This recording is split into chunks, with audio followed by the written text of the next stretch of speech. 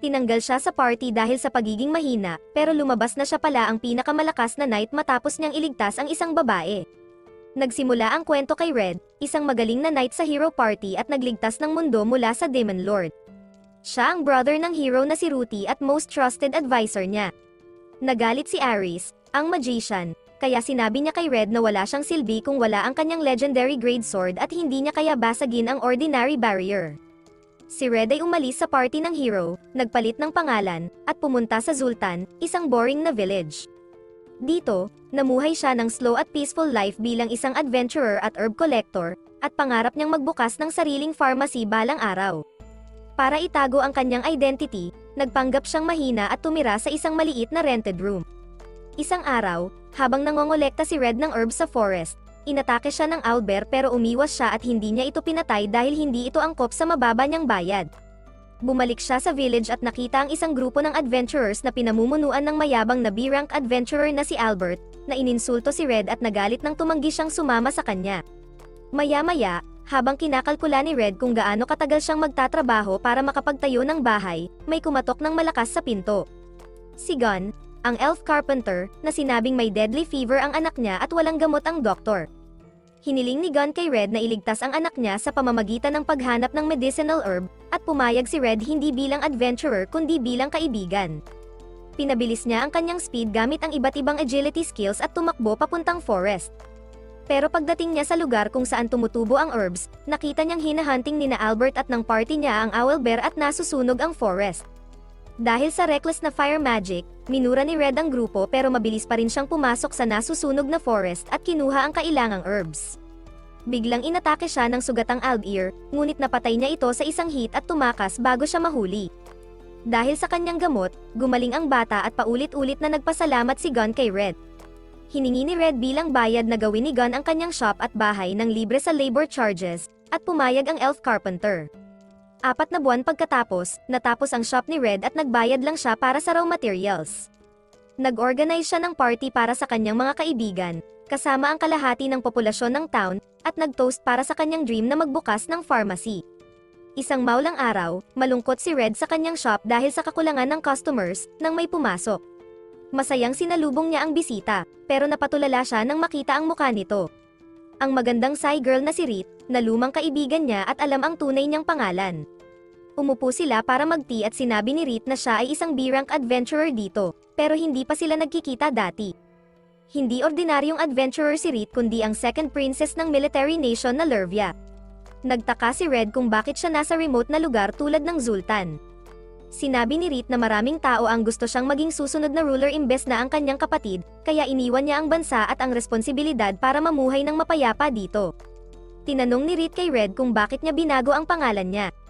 Sinabi niya na tinatago rin niya ang kanyang identity at hindi siya makaisip ng peking pangalan, kaya ginaya niya ang pangalan ni Rit. Namula si Rit nang marinig ito at nag-acting na nahihiya bago tanungin kung bakit siya nandito. Sinabi ni Red ang kwento ng pagkakatanggal sa kanya, at nagalit si Rit para sa kanya. Pero pinakalma siya ni Red gamit ang herbal tea, at pinuri siya ni Rit na siya ay husband material, na ikinapula naman ni Red. Nagbalik tanaw si Red sa nakaraan, unang nakilala ni Red si Rit ilang taon na ang nakakalipas ng ang party ng hero ay nasa Lurvia. Nasa inn sila kung saan tinuruan ni Rit ng leksyon ang isang lalaki na masyadong naging frank sa kanya. Pagkatapos, lumapit siya sa party ng mga heroes at mayabang na sinabing hindi kailangan ng Lurvia ang tulong ng iba para iligtas ang kanilang kaharian. Palabiro siya at hindi tapat sa kanyang feelings noon, pero unti-unti siyang naging malapit kay Red. Isang gabi, bumisita siya sa kanilang camp at sinabi kay Red ang tungkol sa mga nawawalang villagers malapit sa forests. Naisip ni Red na malapit na ang army ng Demon Lord at plano nilang atakihin ang Lurvia. Inalok niya ang tulong ng party ng hero sa paglaban, pero masyadong proud si Rit para tanggapin ito. Ngunit kalaunan, kinailangan niyang lunukin ang kanyang pride nang ma-overwhelm ng Demon Army ang kanilang puwersa at napalibutan ang capital. Plano ng general ng Lurvia na mag-launch ng sneak attack sa food reserves ng kaaway para pahinain sila at hiniling sa party ng mga heroes na maging decoy sa paglaban sa front lines. Sumama si Rit sa general para nakawin ang pagkain, pero inambush ng mga demon ang kanyang army at lahat ay namatay maliban sa kanya. Ang mas masama pa, inanunsyo ng general na siya pala ay ang Demon Shendan, ang leader ng Demon Army, at kinain niya ang anyo ng totoong tao. Na-corner si Reed at napin down, pero dumating si Red para iligtas siya dahil may naramdaman siyang mali sa plano. Tinulungan niya si Reed na tumayo at nag-transform ang General sa Six-Armed Assured Demon Shendan. Nilabanan ni Red at Reed ang demon para bigyan ng oras si Hero Ruti. Mabilis niyang tinanggal ang mga braso ng demon at sinaksak ito sa puso. Habang malamig na nakatingin si Ruti kay Reed, tumingin siya sa kanyang mga patay na kasamahan at naiwan sa kanya ang malalim na trauma, kaya tumigil siya sa paglaban. Binisita siya ni Red para aliwin, at sinabi niya na takot siyang mawalan ng iba pa. Nagsimula siyang umiyak at sinisi ang sarili sa pagkamatay ng kanyang mga kasama, pero tinawag siya ni Red na bayani ng Lervia at sinabing kung wala siya, walang lakas ng loob ang kanyang bansa para lumaban. Hinikayat niya si Reed na tumayo at lumaban kasama ang party ng mga heroes para iligtas ang kanilang bansa, at sumali ulit siya sa labanan at nagwagi. Matapos alalahanin ni Red ang nakaraan, sinabi ni Reed na gusto niyang magtrabaho sa kanyang shop. Kinakabahan si Red at sinusubukang tanggihan siya dahil mahal ang pagkuha ng B-rank adventurer. Pero handa si Reed na magretiro bilang adventurer at mag-alaga ng shop habang nangongolekta siya ng herbs. Nag-alala si Red kung ano ang dapat niyang gawin, pero sa huli pinayagan niya si Reed na sumama sa kanya. Kumain sila ng hapunan pagkatapos, at nagustuhan ni Reed ang pagkain, sinasabing araw-araw niya itong matitikman. Nagkwento siya tungkol sa gusto niyang malaking bathtub para sa dalawa at bagong kama. Sinabi ni Red na parang plano niyang lumipat, at casual lang na sinabi ni Reed na oo, lilipat siya agad. Tumagal ng matagal na katahimikan bago na proseso ni Red ang lahat, pero kalaunan ay na-realize niya ang lahat. Kinabukasan, nagising si Red sa sahig ng kanyang sariling kwarto. Pagkatapos agawin ni Reed ang kanyang kama, napansin ni Red ang kanyang tempting na curves at agad siyang pumunta sa banyo. Naghanda siya ng breakfast bago nagising si Reed, at pinag-usapan nila ang busy nilang araw. Una, pumunta sila sa furniture shop ng isang goblin na si Storm, na nagulat malaman na si Reed, ang heartthrob ng town, ay lilipat kasama si Red. Gusto ni Reed bumili ng double bed na sapat ang tibay para sa intense exercise, pero si Red ay nahihiya sa ideyang iyon. Inilagay ni Reed lahat maliban sa bed sa kanyang item box at umalis sila ng shop kasama si Red. Sa daan, nakita nila ang elf boy na si Ton na binubugbog ng bully. Sumugod si Red para iligtas siya, at binato siya ng bato ng bully, ngunit naharangan ito ni Red at tumakas ang bully. Tinulungan niya si Ton at nalaman na nasaktan ng bully ang kaibigan nitong si Al. Dumating din si Reed, at hindi makapaniwala si Ton na nakakuha si Red ng ganong kagandang kasama. Ginamo ni Red ang nasugatang owl na nagsabing ang bully na si Ademi ay kaibigan nila, ngunit nagiging bayolente kamakailan. Napagtanto ni Red na ito ay dahil sa paggising ng blessing ni Ademi, na karaniwan ay nagbabago ng personalidad ng isang tao. Mukhang ang blessing ni Ademi ay bar brawler, na nagpapahintulot sa kanya na gamitin ang anumang bagay bilang sandata, tulad ni John Wick. Bukod dito, likas na mahusay siya sa pakikipaglaban, na nagdulot sa kanya ng sobrang agresyon. Natatakot si Al dito at ayaw niyang magkaroon ng blessing para hindi siya maging katulad ni Ademi. Inaliw ni Reed ang bata dahil ang kanyang blessing na Spirit Scout ay nagbibigay daan sa kanya na maabot ang kaluluwa ng ibang tao at makipag-usap sa mga espiritu. Kumpara sa kanya, ayaw ni Red isipin ang kanyang mahinang blessing na tinatawag na The Guide. Pagkatapos, pumunta sina Red at Reed sa medical council para makakuha ng approval para sa kanilang bagong pain color, pero ang taong responsable sa pag-approve ng mga gamot ay nagalit at pinaalis sila, sinabing abala siya. Gumamit si Reed ng kanyang impluwensya at nag-arrange ng meeting sa chairman ng council, na nagsabi sa kanila na ang kalbong lalaki ay nag-approve ng bagong droga isang buwan na ang nakakaraan, pero ngayon ito'y ginagamit bilang isang narcotic, kaya marami silang natatanggap na backlash. Gayunpaman, dahil ito'y kahilingan ng isang B-rank adventurer, personal na inaprubahan ng chairman ang gamot. Bumalik sina Red at Reed sa bahay, ngunit naisip nila na matagal bago sumikat ang mga gamot, kaya kailangan nila ng isang bagay na agad na magiging hit, tulad ng mga trendy TikTok hacks.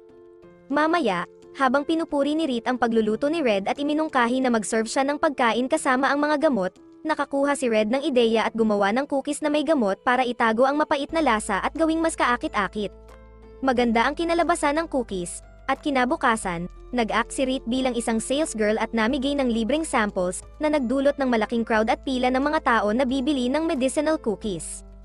Naubos ang stock ni Red bago pa man tanghali, at masaya siya sa tagumpay na ito, kaya binuhat niya at inikat si Reed, ina-attribute ang tagumpay sa Lady Luck. Habang lumilipas ang mga araw, unti-unti nilang pinasok ni Red at Reed ang normal na buhay bilang roommates. Ginagawa nila ang kanilang mga gawain ng magkasama, at hindi pa rin makapaniwala si Red sa swerteng nagdala kay R sa kanya. Nagulat ang lahat na dumating sa kanilang shop at nalaman na magkasama silang nakatira, at isang adventurer girl ang umalis na umiiyak dahil may malaking crush siya kay Red. Mamaya, sinabi ni Reed kay Red na gusto niyang uminom ng mead, isang honey-based liquor, ngunit hindi niya sinabi kung bakit bigla siyang nagkaroon ng gana uminom, at tumakbo siya para bumili ng ilan. Habang naghahanda si Red ng mga gamot, dumating si Albert sa kanyang shop. Sinabi ni Albert na hindi siya bumili ng stupid medicines at inusisa si Red kung siya ba ang pumatay sa Albert. Nang makita ni Albert at ng kanyang party ang Albert, may nakita silang malalim na hiwa sa katawan nito. Noon, anako ni Albert ang credit sa pagpatay dito, pero naghihinala siyang si Red ang talagang pumatay. Sinagot ni Red na isang simpleng tao lang siya at hindi niya magagawa iyon, pero nagalit si Albert at itinutok ang espada kay Red, na nagkunwaring natatakot at nahulog. Pero dumating si Reed at nakita niyang tinatakot ni Albert si Red, kaya inatake niya si Albert at tinadyakan siya sa pader. Pinigilan siya ni Red sa pagpatay kay Albert, at hinayaan nilang tumakas si Albert na may babala. Galit pa rin si Reed, pero sinabi sa kanya ni Red na kalmado lang dahil hindi siya nasa tunay na panganib at kayang harapin si Albert kung kinakailangan. Nahuli ni Red ang bote ng mead na itinapon ni Reed nang sumugod siya para iligtas siya, at ininom nila ito habang kumakain ng hapunan. Nag-toast si Reed para sa kanilang bagong buhay, at naisip na wala silang bathtub na sapat ang laki para sa kanilang dalawa. Dahil matatagalan pa bago sila makabili, dinala ni Red si Reed sa local sauna kung saan nakipagkompetensya siya sa endurance kasama si Gun at Storm. Nauna nang nahimatay si Gun at kinailangang ilabas, at sinabi ni Storm na parang malungot ang sauna. Sinabi ng matandang may-ari na may bagong sauna na binuksan sa town kamakailan at hindi niya kayang makipagkompetensya sa kapitalismo. Nawalan na siya ng pag-asa sa negosyo, pero pinalakas ng loob siya ng kanyang tapat na customers. Mamaya, nag-usap sina Reed, Tona, at ang asawa ni Gun kung paano nila maakit ang customers sa sauna. Nang dalhin ni Red ang tsaa na may aromatic herbs, naisip nila ang ideya na gamitin ito para sa steam therapy. Sinubukan nila ito at mabango at refreshing ang amoy, at nagpasalamat ang matandang lalaki kay Red dahil nabigyan niya ng pag-asa ang kanyang namamatay na negosyo. Dumami ang customers sa shop dahil sa steam therapy. Nang bumalik sina Red at Reed sa bahay, biglang sinabi ni Reed ang tunay na dahilan kung bakit siya uminom ng mead. Ipinaliwanag niya na sa Lurvia, may isang buwang honeymoon ang mga bagong kasal kung saan umiinom sila ng mead at naglalaan ng oras sa isa't isa, at gusto lang niyang gayahin iyon. Napatulala si Red sa pag-amin ni Reed ng kanyang nararamdaman, at masayang umuwi sila. Kinabukasan, habang inaayos nila ang shop, dumating ang isang grupo ng influential na tao. Lumabas si Red para harapin sila at ipinakilala nila ang kanilang sarili bilang mga opisyal mula sa Adventurers Guild na gustong makipag-usap kay Reed. Sinabi ni Red na maghintay sila hanggang sa magbukas ang shop. Pagpasok ni Reed, gusto niyang patagilan ang paghihintay ng mga tao sa labas. Nang sa wakas lumabas siya, pumasok naman ang isang kinatawan ng Thieves Guild para kausapin si Red. Inalok niya si Red ng isang elven coin na may halagang 1,000 gold coins kapalit ng pagputol ng lahat ng ugnayan niya kay Reed. Sinagot ni Red na hindi mababayaran ang halaga ni Reed para sa kanya at hindi niya ito iiwan para sa anumang halaga ng pera, at napaatras ang negosyador. Sinabi rin ni Reed sa guild officials na balak niyang gugulin ang buong buhay niya kasama si Red at hindi na siya babalik sa pagiging adventurer. Bumalik siya sa loob at namula nang malaman niyang narinig ni Red ang lahat ng sinabi niya. Humingi si Red ng kamay ni Reed at binigyan siya ng bracelet na may amber stone na sinasabing simbolo ng kanilang engagement. Pareho silang namula na parang mga teenager na unang beses nakaranas ng pag-ibig. Naalala ni Reed kung paano niya dati inisip na hindi sila maaaring maging magkasama. Noong nahihirapan ang Loyal laban sa army ng Demon Lord, nagpa siya silang humingi ng tulong sa mga kalapit na bansa. Para doon, iminungkahi ni Red na dumaan sila sa Bewitching Woods dahil hindi ito kayang navigatean ng mga tao at demon, pero may kaibigan siyang elf na makakatulong sa kanila. Pumunta sila sa village ng mga elves kung saan ang makapal na elf na si Urala ay agad yamakap kay Red. Nagselos si Reed sa kung paano kumapit ang elf kay Red at naging insecure siya. Napagpasyahan na sasamahan ni Naruti, Aris, at Reed sina Red at Urala sa Bewitching Woods. Doon, napansin ni Ruti at ng elf girl ang selos sa mukha ni Reed, at kinuha siya nito para mag-usap. Sinabi niya kay Reed na halata ang pagmamahal niya kay Red at dapat niyang ipahayag ito ng malinaw imbes na magpakipot. Sinabi ni Urala na wala siyang romantikong damdamin kay Red dahil maiksi lang ang buhay ng mga tao at ang pag-ibig sa kanila ay nagdudulot lang ng pighati sa mga elves tulad niya. Itinuring niya si Red bilang kanyang human best friend at hiniling niya kay Reed na panatilihing masaya si Red sa pamamagitan ng pagiging nasa tabi niya at suportahan siya sa mga mahihinang sandali. Pagkatapos, nagpatuloy sila sa kanilang paglalakbay pero sinalubong sila ng mga Demon Scouts sa kabilang dulo. Lumabas na isa sa mga mercenaries na kinuha ni Aris ay nagtatrabaho kasama ang mga demon at ibinente sila. Alam ni Red na kailangan niyang ayusin ang gulo ng kanyang team at nagboluntaryo siyang manatili kasama si Yer Ala para ilihis ang kaaway at hiniling sa iba na maghanap ng tulong. Nag-alala si Reed para sa kanya pero tiniyak ni Red na magiging ayos siya. Pumunta sina Reed at Ruthie sa kalapit na bansa at bumalik na may reinforcement habang nagdarasal para sa kaligtasan ni Red. Pagdating nila sa lokasyon ng kaaway, sumugod si Ruthie mag-isa at pumatay ng mas maraming demon kumpara sa ibang tropa. Namangha si Reed sa napakalakas na kapangyarihan ng hero at kung paano siya naging killing machine. Ngunit nang makita ni Ruthie si Red, niyakap niya ito at humingi ng tawad sa pag-iwan sa kanya. Pagkatapos, umalis ang party ng hero sa Lurvia at sa kabila ng imbitasyon ni Red, hindi sumama si Reed dahil alam niyang hindi magugustuhan ni Ruthie na lumapit siya sa kapatid niya. Nagpatuloy si Reed sa kanyang paglalakbay mag-isa, ngunit muling pinagtagpo sila ng tadhana ni Red. Mamaya, may kailangang idoliver si Reed pero hinarang siya ng isang kalbong adventurer. Ito ang parehong lalaki na minsan niyang tinalo sa kanyang kaharian at ngayon ay nagtatrabaho kasama ang Thieves Guild para harapin siya. Hiniling ng lalaki kay Reed na bumalik sa adventuring o sa kanyang bansa, pero lumakad si Reed palayo dahil hindi siya interesado sa kwentuhan. Pero nagkamali si Baldy nang insultuhan niya si Red, at sinuntok siya ni Reed sabay sabi na huwag banggitin ang pangalan ng kanyang asawa. Sinabi ng lalaki na hinahanap siya ng kanyang bansa, pero sinagot ni Reed na hindi siya babalik dahil hindi niya iniintindi ang kanyang bansa o ang labanan para sa pagiging susunod na leader. Mayroon na siyang lahat dahil nandito si Red, di nagtagal, nagpunta si Red sa hospital ng town para magdala ng mga gamot pero narinig niya ang malakas na ingay mula sa katabing bahay. Dali-dali silang pumunta ng doktor sa bahay at nakita ang isang lalaking walang malay at nagbubula ang bibig. Iniabot ni Red ang isang general na antidote sa doktor bago itinuro ang puting pulbos malapit sa lalaki. Napagtanto ng doktor na ang pulbos ay ang bagong inaprobahang gamot na ginagamit bilang narcotic at na-overdose ang lalaki. Dinala ng doktor ang lalaki sa ospital at nagpasalamat kay Red sa tamang suhestyon. Humiling ang doktor na mag-stock si Red ng mas maraming gamot. Pinag-usapan ito ni na Red at Reed habang kumakain ng tanghalian. Nag-aalala si Reed sa pagkalat ng droga sa merkado. Ngunit sinabi ni Red na hindi ito ang kanilang trabaho na imbestigahan at dapat nilang tangkilikin ang kanilang kabataan. Dinala ni Red si Reed sa ilog kung saan sila nag-enjoy. Mamaya, habang kumakain, kinakabahan silang pareho dahil wala silang karanasan sa pagde-date. Inamin ni Reed na kinakabahan siya nung una siyang pumunta para makita si Red, pero ngayon gusto niya lagi silang magkasama. Pagkatapos ng kanilang halik, bumalik sila sa bahay at bumalik sa trabaho. Narinig ni Reed ang mga chismis tungkol sa droga, pero wala siyang alam. Biglang pumasok sa kanilang shop ang isang lalaking sugatan at agad siyang binigyan ni Red ng first aid bago sinabihan si Reed na tingnan ang labas. Lumabas siya at nakita na ang isang miyembro ng party ni Albert ay nawala sa sarili at inaatake ang mga tao gamit ang isang palakol, at sumugod ito kay Reed.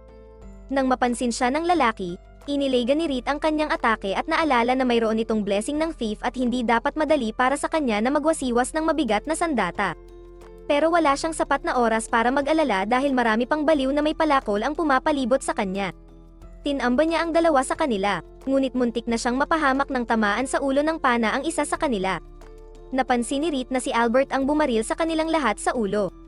Kinumpronte niya ito, at sinabi ni Albert na gamutin niya ang mga buhay pa at ipadala ang bill sa kanya. Nagalit si Reed sa kanyang asta at napigilan lang ang kanyang galit sa pamamagitan ng pagbitaw sa kanyang mga espada bago siya makagalaw laban sa kanya. Kinabukasan, nakahiga si Reed sa kandanga ni Red habang nagbabasa siya ng dyaryo at nalaman na walang maasahang impormasyon tungkol sa insidente kahapon. Naniniwala si Reed na ang droga ay nagpalakas ng kapangyarihan ng mga tao kapalit ng kanilang katinoan. Dumating sina Tona at Al at inimbitahan sila ni Red para sa tanghalian. Sa tanghalian, sinabi ni Al na kamakailan lang siya tinamaan ng kanyang blessing at kinakabahan siya ngayon. Sumagot si Red na dapat nilang tawagan ang FBI at i-report ang blessing. Ngunit nang malaman niyang ang blessing ni Al ay weapon master, napagtanto ni Red na kinakabahan siya dahil hindi pa niya napagdesisyonan ang sandatang gagamitin. Gusto sana ni Al na ipagpalit ang kanyang blessing sa isang ordinaryong tulad ng warrior, ngunit sinabi ni Red na ang warrior ay ang pinakakaraniwan at pinakamainipin na blessing na maaaring magkaroon ang isang tao. Kinabukasan, isang miyembro ng party ni Albert ang pumunta para humingi ng tawad kay Reed sa ngalan ng kanyang boss. Sinabi niya na sobrang abala kamakailan si Albert at walang sino mang may ordinaryong blessings ang makasabay sa kanya. kaya naging mainipin at madaling magalit siya. Alam ni Red na ang blessing ni Albert ay champion, na nagbibigay sa kanya ng lakas para malagpasan ang malalaking hadlang at hikayatin siyang mag-iwan ng marka sa kasaysayan. Ngunit hindi siya masyadong naka-align sa kanyang kahangahangang blessing at nabigo na magtagumpay ng malaki, kaya napunta siya sa Zultan. Ngunit ngayon, sinisikap niyang maging champion ng bayang ito. Di nagtagal, dumating ang isang bagyo at pagkatapos isara ang lahat ng bintana, gumawa si Red ng honey milk para kay Reed, sinasabing paborito ito ng kanyang kapatid na babae noong bata pa siya. Naalala niya ang nakaraan nang umalis ang kanilang mga magulang para bumili ng gatas at hindi na bumalik, kaya kinailangan nilang mamuhay bilang mga ulila. Isang gabi, may malakas na bagyo at tahimik na nakaupo si Ruthie sa isang sulok. Sinabi niya sa kanyang kapatid na hindi siya natatakot sa bagyo dahil siya ang hero. Hinawakan ni Red ang kanyang kamay, nagpapalusot na siya ang natatakot, at masaya si Ruthie na umaasa sa kanya ang kapatid. Sinabi niya na mahal niya siya, ngunit hindi sa paraang Alabama, at hiniling na pangako niyang laging mananatili sa kanyang tabi. Sinabi ni Red na hindi niya magagawang mangako ng ganoon dahil gusto niyang lumabas at maging knight na sapat na malakas para protektahan siya balang araw. Naistorbo ang matamis na pagbabalik tanaw ni Red nang may kumatok sa pinto, at pagbukas niya, nakita niya ang doktor na buhat si Al na sugatan. Tinulungan ni Red ang doktor na gamutin ang bata, at sinabi ng doktor na may mga fragmento ng bato na naiwan sa sugat sa ulo ni Al. Di nagtagal, nagising si Al at sumigaw na inatake ng bully na si Ademi ang kanyang bahay gamit ang palakol at nasugatan ang kanyang mga magulang. Agad na tumakbo si Red sa bahay niya at natagpo ang buhay ang kanyang mga magulang at hindi nasugatan ng palakol. Dumating din ang doktor at tinulungan silang makarecover. Lumaki ang insidente dahil si Ademi ay anak ng kapitan ng Town Guard, at gusto ng publiko na akuin niya ang responsibilidad. Hindi na nakita si Ademi pagkatapos ng atake, at inakusahan din ng mga tao ang Town Guard na tinatago siya. Samantala, pinatuloy ni Red at Reed si Al sa kanilang bahay habang nagpapagaling. Kahit ilang araw na ang lumipas, mababa pa rin ang loob ng bata, at isang umaga, hiniling niya kay Reed na turuan siya gumamit ng espada. Nagbigay si Reed ng ilang basic na leksyon at pagkatapos ay nagpahinga habang umiinom ng hot chocolate habang patuloy na nagpa-practice si Al. Nag-aalala si Reed na baka hindi siya magaling na guro, ngunit sinabi ni Red na magiging mahusay siya, at nagsimula silang mag-flirt. Bigla, dumating sina Ganson at Now at sinabi sa kanila na dinala ng Town Guard si Tona habang naglalaro at hindi man lang nagpaliwanag. Pumunta ang kapatid ni Now para makipag-usap sa mga guard, ngunit hindi rin siya pinapasok. Pumunta sina Red, Reed, at Al sa ulo ng guild at hiniling na pakiusapan ang Town Guard na ibalik si Tona. Pumayag ito dahil gusto niyang malagay si Reed sa utang na loob, at binigyan sila ng rekomendasyon. Dinala nila ang sulat ng captain sa Town Guard at ipinakita ito sa mga guardian na tinawag ang kanilang captain, ang tatay ni Adi. Pinapasok niya sila at pinalaya si Tona, gumawa ng dahilan na hindi niya alam na tumanggi ang kanyang mga tauhan na magpaliwanag sa pamilya ni Now. Hindi na nagpumilit si Now na magreklamo dahil hindi naman nasaktan ang bata. Tinanong ni Red ang captain kung bakit niya inaresto si Tona, at sinabi ng captain na may hinala siyang isang residente ng Zultan ang pumatay sa kanyang anak, kaya gusto niyang mag-interrogate ng isa sa mga kaibigan ni Adi. Paalala ni Red na ang anak niya ang salarin ngayon, ngunit hindi naniniwala ang captain sa testimonya ni V at inakusahan pa ang mga magulang ni Adi na nagkunwaring nasaktan para idiin ang kanyang anak. Nanindigan ang captain na hindi gagawa ng masama ang kanyang anak, at sumang-ayon si Tona na inosente si Adi dahil kamakailan lang ay humingi ito ng tawad kay Tona sa pagbugbog sa kanya. Sinabi ni Adi na gusto niyang maging Town Guard at protektahan ang mga tao, at nangako na hindi niya sasaktan ang sino man ng walang dahilan. Naguluhan ang lahat sa narinig at hindi mabuo ni Red ang impormasyon. Pagkatapos, hiniling ng captain na manatili sina Red at Reed para sa pribadong usapan at hiningi ang tulong nila sa mga problemang kinakaharap ng bayan. Una, hiniling niya kay Reed na makipagtulungan at siyasatin kahit nagretiro na siya sa adventuring, at positibo ang sagot ni Reed. Tinanong ni Red ang captain kung gumagamit ba ng narcotic ang kanyang anak, at nagalit ito, iginiit na walang sino man sa kanyang pamilya ang gumagamit ng droga. Ngunit nang isipin ni Red ang pagkakatulad ng kasong ito sa isa kung saan naging bayolente ang mga adventurer, inamin ng captain na tila binibigyan ng droga ang mga tao ng pangalawang blessing. Bumalik si Red sa shop, ngunit lumabas si Reed para imbestigahan ang droga. Gusto sanang mag-ensayo ni Al kasama si Reed, kaya nag-alok si Red na turuan siya gamit ang Wallace. Itinuro niya kay Al kung paano mapanganib ang padalos-dalos na pagsugod sa kaaway. Mabilis matuto si Al at patuloy na nagprakti hanggang paglubog ng araw. Tinanong niya si Red kung bakit magaling siya sa pakikipaglaban kahit D-rank lang siya, at sinagot ni Red na ayaw niyang tumaas ng ranggo dahil masaya na siya sa kanyang kasalukuyang buhay. Nagulat si Al sa sagot ni Red at pagkatapos ay sinabi niya na ilang oras na ang nakalipas, isang kakaibang lalaking may isang mata ang dumating sa shop at nagbigay sa kanya ng espada. Mukhang nagtatrabaho ang lalaki para sa Thieves Guild at binigyan si Al ng makantab na pulang sickle, sinasabing tutulong ito sa kanya na maging sikat na weapon master agad. Noon, gusto agad ni Al na mag-ensayo, pero ngayon nagdududa siya kung sarili niyang kaisipan ba iyon o ng kanyang blessing. Sinabi ni Red na dapat niyang bigyan ng oras ang kanyang sarili para malaman ito, dahil sa paghawak ng kanyang sandata niya lang malalaman ang tunay niyang intensyon. Samantala, nahuli ni Reed ang isang lalaki na may ipinagbabawal na droga at hinabol niya ito. Kinuha niya ang pouch mula dito habang nakatapak sa dibdib ng lalaki, pero ito'y nagbigay sa lalaki ng magandang anggulo. Nahiya si Reed at umatras, pero biglang sumabog ang lalaki sa tuwa na makita ang pinakamagandang eksena ng kanyang buhay. Nagulat si Reed sa suicide bomber, pero mas marami pang kasamahan nito ang pumalibot sa kanya. Sinubukan niyang bunutin ang kanyang mga espada pero na-jam ito. Tinadyakan niya ang isa sa mga lalaki at sinubukan ng iba na atikihin siya, ngunit isang matangkad at maskuladong lalaki ang hinawakan sila sa kwelyo at pinabagsak sa isang suntok. Tinanggal ng lalaki ang kanyang hood at binati si Reed, na nakilala siya bilang Danen, isang malakas na martial artist at miyembro ng party ng hero. Pagkatapos maglinis gamit ang tulong ng mga water spirits, tinanong ni Reed si Danen kung ano ang ginagawa niya dito at sinabi niyang inutusan siya ng hero na hanapin si Red. Nag-aalala si Reed na baka balakin niyang ibalik si Red, pero sinabi ni Danen na dahil nakahanap na ng tahanan si Red dito, hindi niya balak pilitin itong umalis. Tinanggal ni Danen ang hood ng isa sa mga lalaking binugbog niya, at lumabas na isa itong intermediate rank na demon. Nagulat si Reed na makita ang isang demon sa mapayapang lugar tulad ng Zultan, at humingi si Danen ng tulong niya sa investigasyon ng insidenteng ito, ngunit gusto niyang ilihim ito kay Red at pumayag si Reed. Pagkatapos, umuwi si Reed na pagod mula sa trabaho at agad na tumalon sa kandanggan ng kanyang asawa para mag-relax.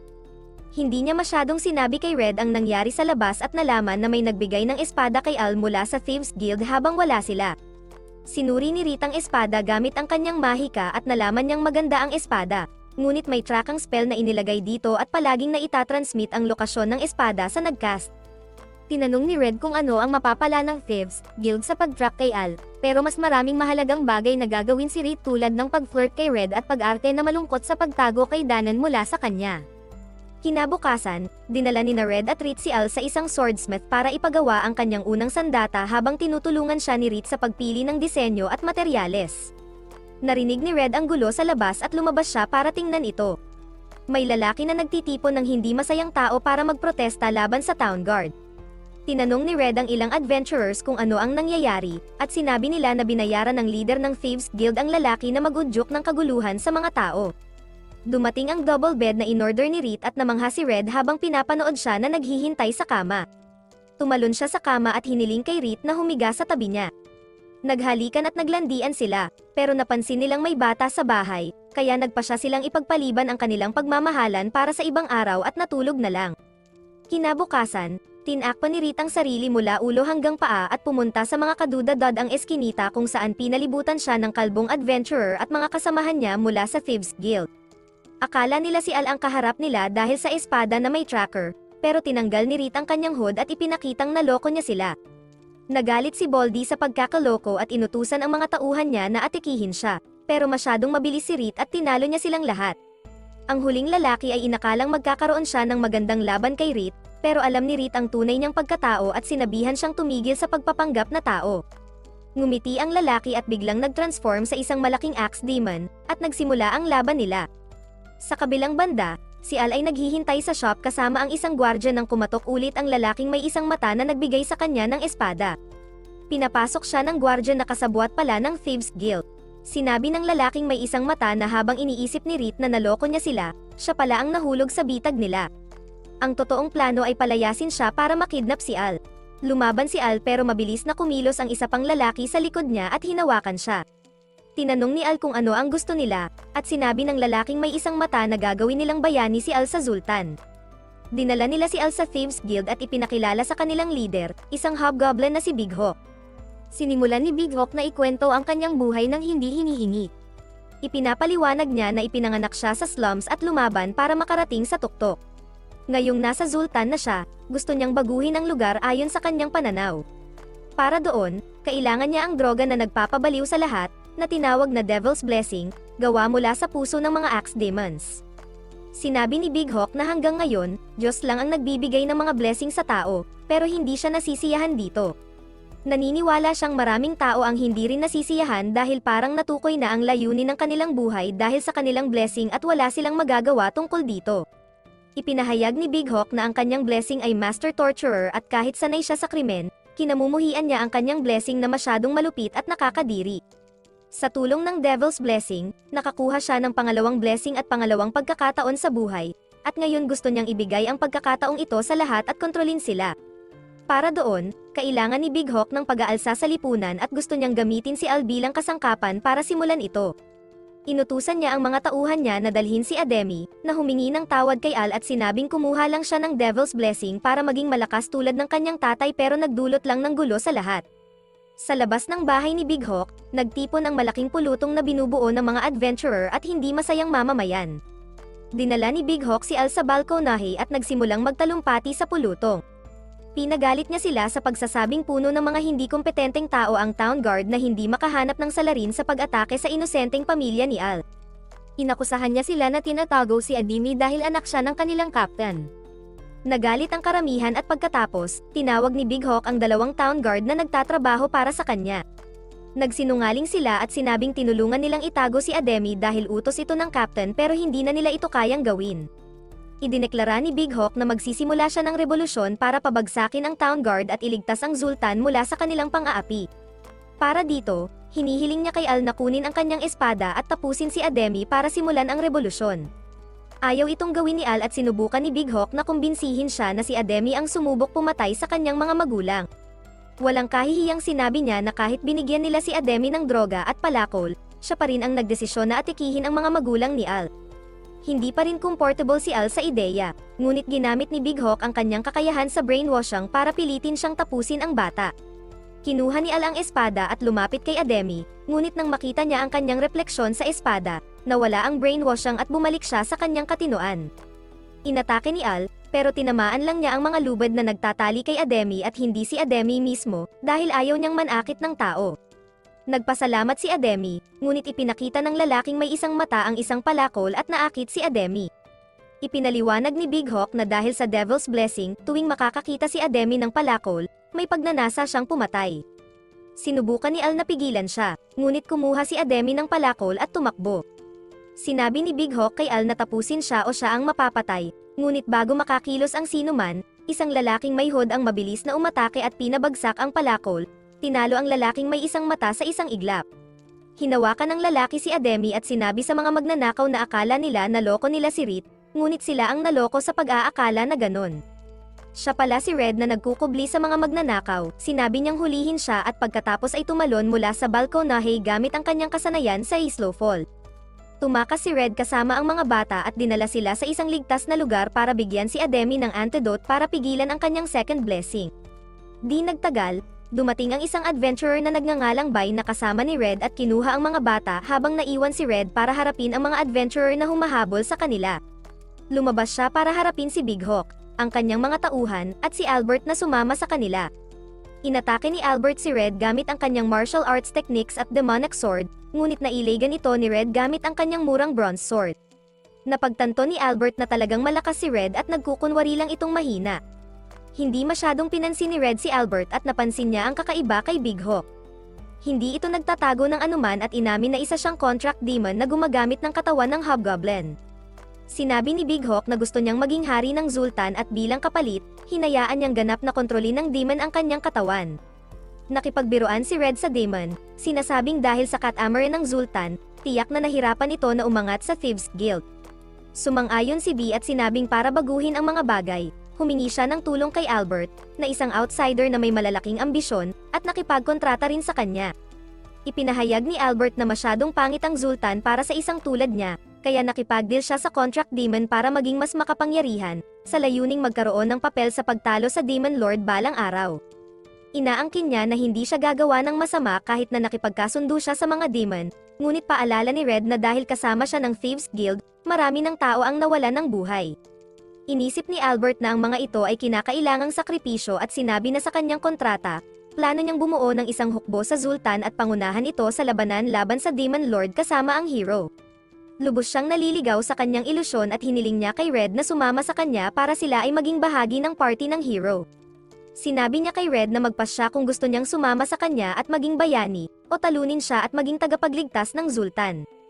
Kahit pa sinabi ni Red na hindi siya pipili sa alinman sa mga opsyon, bigla siyang napalibutan ng mga bantay ng bayan. Lumapit ang pinuno ng guild at sinabi kay Albert na siya ay inaaresto at may karapatang manahimik. Nainis si Albert at tinanong si Red kung bakit hindi niya nalang hinarap ang sitwasyon para magtamo ng kaluwalhatian. Ngunit sinagot siya ni Red na masaya na siya sa pagpapatakbo ng kanyang pharmacy kasama si Reed. Hindi matanggap ni Albert ito at hinamon si Red na tapusin siya para maalala siya bilang higit pa sa isang karaniwang kriminal. Inatake niya si Red na umiwas ng madali at tumama sa kanya ng mabilis at tumpak, at bago pa man niya nalaman, nawala na ang kanyang braso. Lumuhad si Albert, umiiyak dahil sa pagbagsak ng kanyang mga plano, at sinabi sa kanya ni Red na hindi lang pisikal na lakas ang kailangan para maging bayani. Alam niya na lagi nang sinusubukan ni Albert na maging bayani ng Zan sa kabila ng kanyang mga pagkakamali, ngunit mali ang kanyang piniling daan. Samantala, dinala ni Bai si Al at Ademi sa tirahan ni Big Hawk kung saan nagtipon ang mga tao. Ginamit niya ang mahika para palutangin sila at ipinaliwanag ng mga bata na ang nangyari ay isang sabuatan ng Thieves Guild. Sinabi ni Al na hindi si Ademi ang nakasakit sa kanyang pamilya kundi ang demonic na gamot na nagtulak sa kanya na gawin ito. Babala niya sa mga tao na itigil ang paggamit ng drug ang iyon. Idineklara ni Al na pinatawad na niya si Ademi at magkaibigan na ulit sila, kaya wala nang dahilan para mag-away pa ang mga tao at tahimik silang nagdispersa. Inaresto si Bull o Big Hawk at ikinulong, at nang binisita siya ni Bai, tinawag niya ito sa pangalan na Bull, at doon napagtanto ng demonyo na ang lalaki pala ay ang Demon General na si Shendan. Sinakal siya ni Shendan sabay sabi na maswerte na hindi sila nagkita sa harap ni Red dahil magiging gulo ito. Tinanong niya kay B kung bakit niya naisip ang ibenta ang Devil's Blessing at sinungaling na sinabi na gawa ito mula sa puso ng isang Axe Demon. Nalaman ni Shizen ang katotohanan sa likod ng gamot at sinabi niya sa kanyang dating kaibigan na kung malaman ng mga tao na ang gamot ay makakatulong sa kanila upang gisingin ang kanilang tunay na potensyal, magiging masama ito para sa mga demonyo. Idineklara ni B na tatapusin na niya ang kanyang kontrata kay Big Hawk at biglang ipinakita ang kanyang tunay na anyo bilang isang kambing. Bumagsak siya sa dingding ng bilangguan at nakarating sa selda ni Albert, na nangakong bibigyan siya ng kapangyarihan upang makatakas at sumali sa partido ng bayani. Nasa pinakamababang punto na si Albert at wala na siyang pakialam pa, ngunit pinaalalahanan siya ng demonyong kambing na may kontrata na siyang napirmahan sa kanya para talunin ang Demon King at kailangan niyang kumilos para dito. Sinabi ni Albert na gawin na lang kung ano ang gusto ng demonyo, at si B ay lumikha ng bagong kontrata sa malayong lugar mula sa Zoltan. Ang bayani na si Ruti at ang kanyang grupo ay nahaharap sa mahirap na panahon simula nang matanggal si Red. Sa una, maganda ang naging progreso ng grupo at nakapag-recruit ng bagong miyembro si Aris, ang salamangkero, bilang kapalit ni Red. Nagpakilala ang babae bilang si Tish, isang assassin, at nakilala niya sina Danen, ang martial artist, at Theodora, ang crusader. Pagkatapos nito, nakausap ni Ruti si Tish, at kahit na nakakatakot ang aura niya, nagawa pa rin ni Tish na panatilihin ang kanyang poker face kahit kinakabahan siya sa harap ng bayani. Sinabi ni Ruti sa kanyang team na bukas ay magtutungo sila upang kunin ang sandata na ginamit ng nakaraang Demon King. Ngunit, mas madaling sabihin kaysa gawin ito, at matapos hindi makahanap ng pahiwatig sa mahabang panahon, nagsimulang mayrita si Danen. Diretsahan niyang sinabi kay Aris na hindi siya magaling sa pamamahala ng grupo at hindi naman ganito kasama noong kasama pa nila si Red. Gusto ni Danang umalis sa grupo para hanapin si Red at hindi siya nakinig kay Aris habang sinusubukan siyang pigilan. Ngunit nang lumabas si Ruti, biglang kinabahan si Danen tungkol sa pag-alis sa grupo, ngunit pinayagan siya ni Ruti na hanapin ang kanyang kapatid. Nagulat si Aris dahil akala niya hindi papayag ang walang damdaming bayani sa ganoong utos. Bago umalis, nakausap ni Danen si Theodora at pareho nilang iniisip na may sama ng loob si Aris kay Red sa mahabang panahon. Nagtataka sila kung posibleng pinatay ni Aris si Red, ngunit sigurado sila na kahit karaniwan lang ang kakayahan ni Red, sapat na siyang malakas upang mabuhay sa pakikipaglaban sa kahit sino dito. Dala ang pag-asang ito, umalis si Danen sa kanyang paglalakbay upang hanapin siya at ibalik siya. Samantala, patuloy na naghihintay si Ruti kay Dan na ibalik ang kanyang kapatid tuwing sila'y magpapahinga. Sa kabilang banda, si Aris ay lalong naguguluhan dahil wala siyang mahanap na pahiwatig tungkol sa ultimate weapon ng nakaraang Demon Lord. Ang bagong miyembro na si Tish ay walang makausap, kaya lumapit si Theodora sa kanya at ipinaliwanag na hindi naman palaging gulo ang kanilang grupo. Kinuwento niya kay Tish tungkol kay Red, ang kapatid ng bayani na siyang nag-aalaga sa lahat ng bagay na hindi tungkol sa labanan at kahit sa labanan, hindi siya pabigat kan inuman. Naniniwala si Theodora na kailangan ng bayani at ng kanilang grupo na bumalik si Red. Sa gabi, nasa isang sulok ng kanyang tolda si Ruthie. Hindi siya kailangang matulog dahil sa kanyang makapangyarihang biyaya, ngunit nakakabagot at mahaba ang mga gabi para sa kanya nang wala ang kanyang kapatid. Nang mawala si Red, sinabi ni Aris sa kanya na umalis ito upang mag-scout sa Demon Lord mag-isa. Gumawa si Aris ng iba't ibang dahilan upang paniwalain siya sa kasinungalingan, at sinabi niyang susubukan niyang gabayan siya sa lugar ng kanyang kapatid. Ngayon, napagtanto ni Ruthie na nagsisinungaling si Aris at may ginawa ito kay Red kaya sinuntok niya si Aris sa galit. Ngunit alam niya na mahalaga si Aris sa kanyang misyon, kaya bago ito mamatay, ibinalik niya ito sa buo. Simula noon, natakot na si Aris kay Ruthie. Ngayon, pakiramdam ni Ruthie na parang may kulang sa kanyang puso nang wala ang kanyang kapatid at umaasa siyang babalik ito agad. Hindi nagtagal, natuklasan nila ang lokasyon ng mga guho ng nakaraang Demon King sa desyerto. Kumpiyansa si Aris na nandoon ang ultimate weapon ng Demon Lord. Sinasabi niyang ang kanyang biyayang Sage ay pangalawa lamang sa biyaya ni Ruthie na hero, at magkasama tiyak na magtatagumpay sila. Pumunta si Tish upang mag-refill ng kanilang mga bote bago pumasok sa guho, at lumapit si Ruthie sa kanya. Kinakabahan na nagtanong si Tish kung kailan siya natutulog dahil palagi niyang gising si Ruthie, at sumagot si Ruthie na hindi siya natutulog dahil sa kanyang biyaya. May resistensya siya sa lahat ng bagay tulad ng pagtulog, pagkapagod, karamdaman, gutom, at maging sa emosyon. Sinabi ni Ruthie na ang kanyang biyaya ay nagtutulak sa kanya na maging isang robotic na bayani na walang emosyon o pangangailangan para sa pag-maintain, tanging ang mga bagay lamang na magdadala sa kanya sa tagumpay sa kanyang misyon ang nananatili sa kanya at lahat ng iba ay tinanggal, at iyon ang dahilan kung bakit hindi siya makapunta sa kanyang kapatid. Kahit na miss niya ang kanyang kapatid, pumasok si Ruthie at ang kanyang grupo sa mga guho at nakaharap ang isang ano at demon doon. Inutusan ni Ruthie si Tish na maghanap ng pahiwatig para sa sandata habang sila'y lumalaban sa demonyo.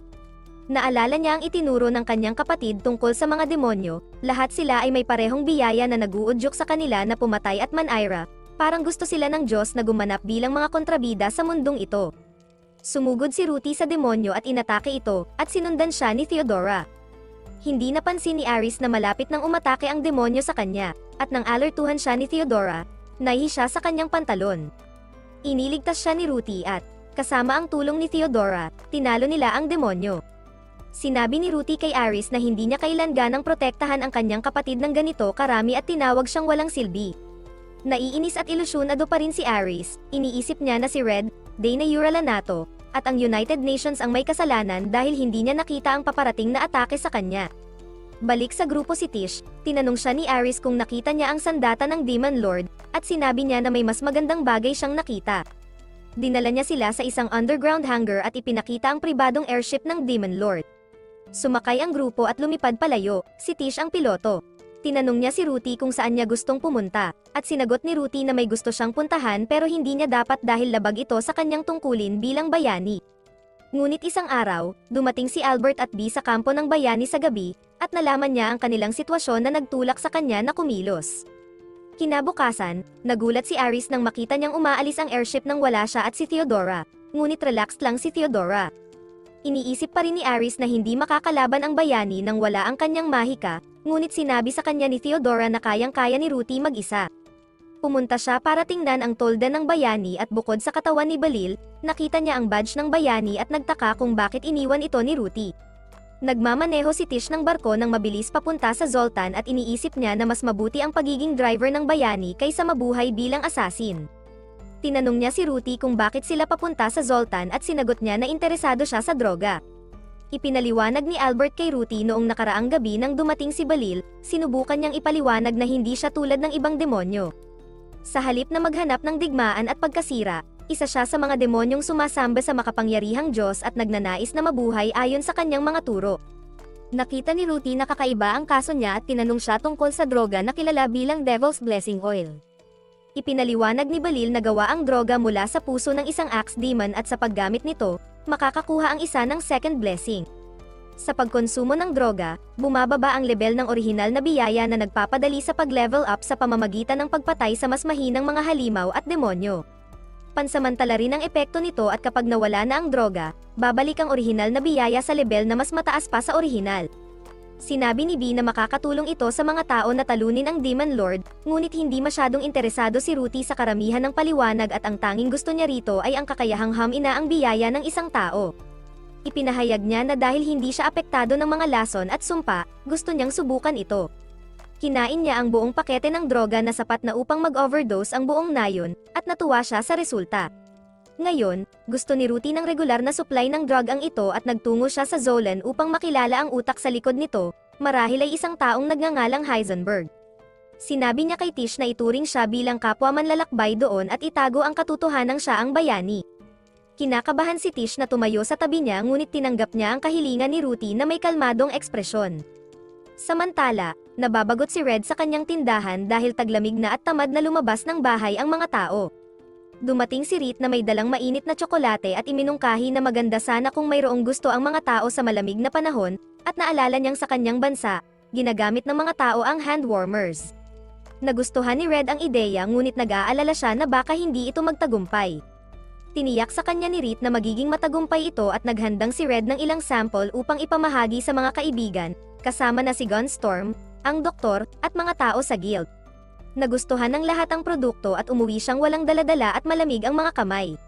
Sinalubong siya ni Rit sa daan at pagkatapos pag-usapan kung paano nagustuhan ng lahat ang produkto, nagsimulang umulan ng nyebe. Sinabi ni Red na sana ay nagtira sila ng hand warmers para sa kanilang sarili, at ipinakita ni Rit na may dala siyang isa. Hinawakan nila ito sa pagitan ng kanilang mga kamay at naglakad bago umupo sa isang bangko, naglandian, at naghalikan sa ilalim ng nyebe. Ilang araw makalipas, lumapag sina Tish at Ruti sa isang kagubatan malapit sa Zultan.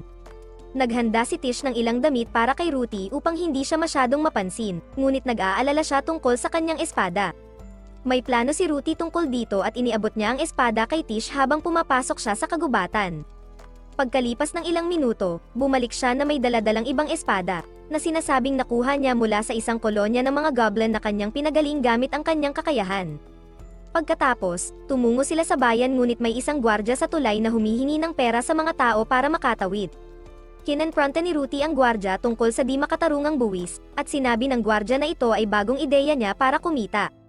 Tumanggi si Ruti na magbayad at inatake siya ng sundalo, ngunit tinulak niya ito palayo sa ilog gamit lamang ang isang kamay. Ilang minuto lamang ang lumipas, nagpapainit na ang hanggal na gwardya sa harap ng apoy nang dumaan si Red sa tulay. Lumapit sa kanya ang gwardya at sinabi ang tungkol sa isang malakas na babae na sumuntok sa kanya at kung paano nawala ang lahat ng kanyang gamit sa ilog. Gusto niyang kunin ang lahat ng pera ni Red, ngunit sa huli, si Red ang sumuntok sa kanya ng malakas at muling pinagpad siya. Di nagtagal, pumasok si Ruti sa bayan na may dalang higanteng halimaw na kanyang nahuli sa daan, at natahimik na lang ang gwardya sa pagkamangha. Hindi maintindihan ni Tish kung paano niya magagawang hindi mapansin ang bayani, kaya nagpasya siyang magpahinga muna sa isang inn nang mas maaga sa gabi. Samantala, bumalik si Red sa Zolan nang malapit nang magsara ang gate, at inimbitahan siya ng gwardya para uminom. Nagtungo sila sa isang lokal na kainan kung saan naroon din si Tish habang nag-iinspeksyon sa bayan. Nakipag-usap si Red sa kanya at napansin na mahusay siyang kagamitan at nagpapanatili ng mababang profile, na nagpapahiwatig na siya ay isang especially iya o assassin. Napagtanto rin ni Tish ang matalas na pandama at nakatagong lakas ni Red, at pareho nilang iniisip na ang isa't isa ay propesyonal. Bumalik si Tish sa inn at ipinaalam kay Ruti na nakilala niya ang isang taong maaaring maging mahirap harapin. Naniniwala siya na si Red ay marahil ang pinakamalakas na adventurer sa bayang iyon at dapat nilang iwasan ang gulo sa kanya. Ngunit hindi napagtanto ni Ruti na si Red ang tinutukoy ni Tish, kaya nagpasya siyang lumayo muna sa kanya. Kinabukasan, nag-eespiya siya sa bilangguan kung saan nakakulong ang alchemist na lumikha ng droga. Iniisip ni Ruti kung ano ang gagawin ng kanyang kapatid para mailabas ito mula sa bilangguan at ang pag-iisip lamang sa kanya ay lalong nagpapamiss sa kanya. Dahil sa droga, hamina ang kanyang biyaya at bumalik ang kanyang emosyon, kaya nagpasya siyang hanapin ang kanyang kapatid pagkatapos nito sa gabi. Nakapasok sina Ruti at Tish sa bilangguan at dumiretso sa selda ng lalaking may isang mata, na tatawagin natin ngayong Heisenberg. Hinihingi ni Ruti sa kanya na gumawa ng Devil's Blessing para sa kanya, at labis na natatakot si Heisenberg na tumanggi. Kinabukasan, nagising si Tish at nakita na hindi makatulog si Ruthie dahil nawala na ang epekto ng droga. Plano ni Ruthie na pagalingin si Heisenberg para makapagsimula na itong magtrabaho ulit at hiniling niya kay Tish na humanap ng gamot para sa kanya dahil ayaw niyang ipakita ang kanyang kapangyarihan sa pagpapagaling. Nalaman ni Tish ang tungkol sa isang magandang pharmacy at isinama si Ruthie, ngunit pagpasok ni Ruthie sa tindahan, nakita niya si Red. Hindi sila makapaniwala na magkikita sila muli, at ngumiti si Ruthie habang tumakbo siya upang yakapin ang kanyang kapatid. Naroon din si Don sa tindahan at naguluhan siya dahil hindi kailanman binanggit ni Red ang tungkol sa kanyang kapatid. Iniwan niya sila para magkaroon ng privacy, at tinanong ni Tish si Red kung ayos lang ba na hayaan nilang umalis ang elf matapos niyang malaman ang kanilang sekreto, ngunit pinagkakatiwalaan ni Red si Don. Pagkatapos, ipinakilala ni Tish ang sarili bilang kapalit niya sa partido ng bayani. Tinanong ni Ruthie si Red kung may kasama ba siyang nakatira, at nang malaman niya tungkol kay Reed, hindi siya natuwa. Binago ni Red ang paksa at sinabi ang totoo kung bakit siya umalis sa partido, dahil kumbinsido siya ni Aris na gawin iyon. Nangako si Ruthie na leleksyonan si Aris pagbalik nila at hiniling kay Red na sumali ulit sa partido, sinasabing gusto siya ng lahat na bumalik. Ipinaliwanag niya kung paano umalis si Yer and Aloe sa partido pagkatapos niya, at si Danan ay nagsolo rin para hanapin siya. Nagulat si Red dahil akala niya ay maayos ang lahat para sa partido ni Ruthie, ngunit hindi siya makaalis sa bayang ito dahil mayroon siyang dahilan para manatili rito. Nang marinig ito, idineklara ni Ruthie na lilipat din siya sa bayang ito.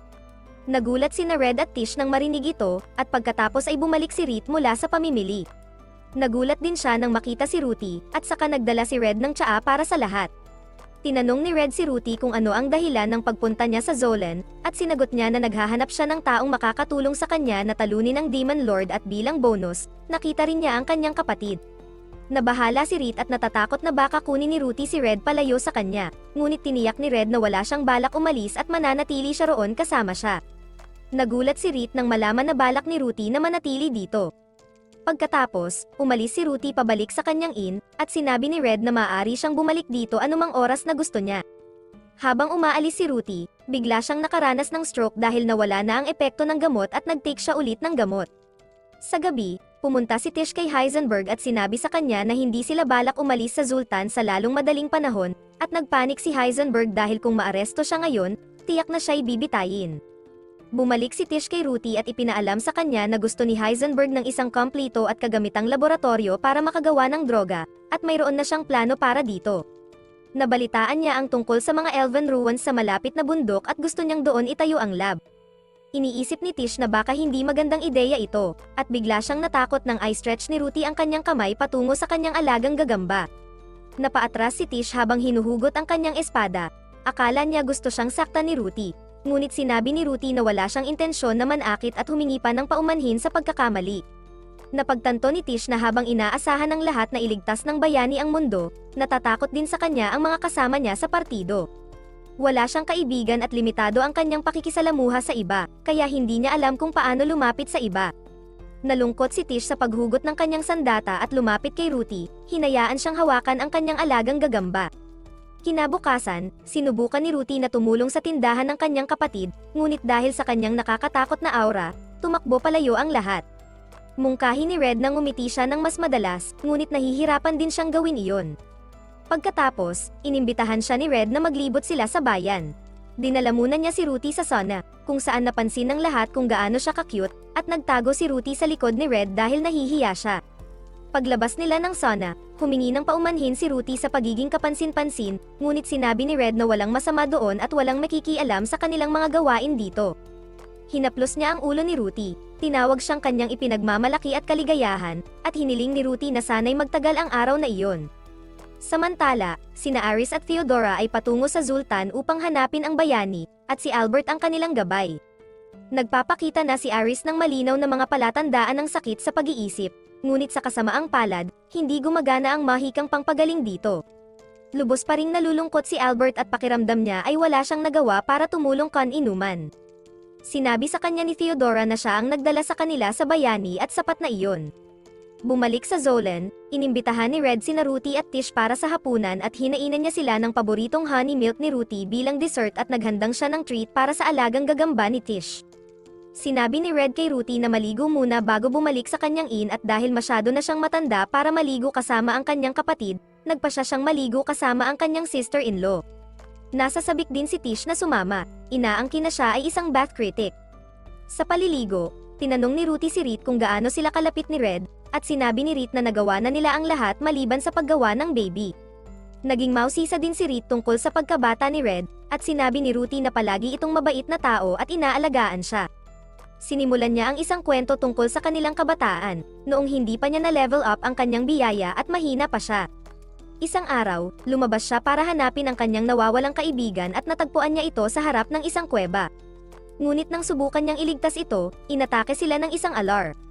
Bilang bayani, inuna niya ang buhay ng kanyang kaibigan kaysa sa sarili niya at malubha siyang nasugatan sa pakikipaglaban. Nagpagaling siya sa sarili at lumaban, sinaksak ang mata ng alar. Gayunpaman, tinamaan siya sa lupa at tumakas ang kanyang kaibigan.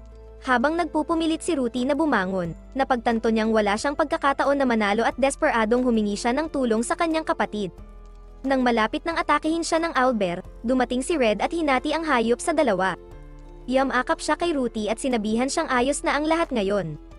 Ngayon, sinabi ni Ruthie kay Reed na ang kanyang biyaya ay nagpapamanhid sa kanyang emosyon at hindi niya ma-enjoy ang anumang bagay sa kasalukuyan. Ang kanyang nararamdaman sa mga bagay noong nakaraan lamang ang gabay niya para manatiling matino. Inamin niya na naiinggit siya kay R at Logia dahil malaya nilang maipahayag ang kanilang emosyon at mas lalo pang nagiging malapit kay Red.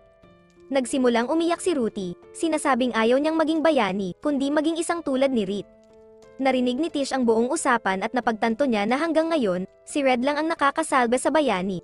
Ngunit simula ngayon, ipinapangako niyang mananatili sa tabi ni Ruthie at ililigtas siya mula sa pasanin ng kanyang tungkulin bilang kaibigan. Kinabukasan, bumisita si Tish kina Red at Reed mag-isa at pinasalamatan nila siya sa pagiging kaibigan ni Ruthie. Ngunit naroon siya para isiwalat na gumagamit si Ruthie ng Devil's Blessings. Nagulat si Red na lumapit mismo sa kanya ang demonyong si B at ginawa siyang adik. Naniniwala siya na bagamat may imyunidad ang Hero's Blessing ni Ruthie sa lahat ng lason, kung hamina ang biyaya niya dahil sa droga, maaaring lumitaw ang side effects. Sinabi rin ni Tish sa kanila na sila ang nagpalaya kay Heisenberg mula sa bilangguan at tinanong niya si Red kung galit ba siya sa kapatid niya dahil doon. Gusto niyang patawarin si Ruthie ngayong walang nasaktan, at natuwa si Tish na marinig ito. Hinihiling niya kay Red na sabihin ito kay Ruthie rin dahil baka natatakot itong magalit siya. Hiniling din ni Tish kay Red na bumili ng kagamitan sa alchemy para sa laboratorio ni Heisenberg habang isinasama niya si Reed sa hideout.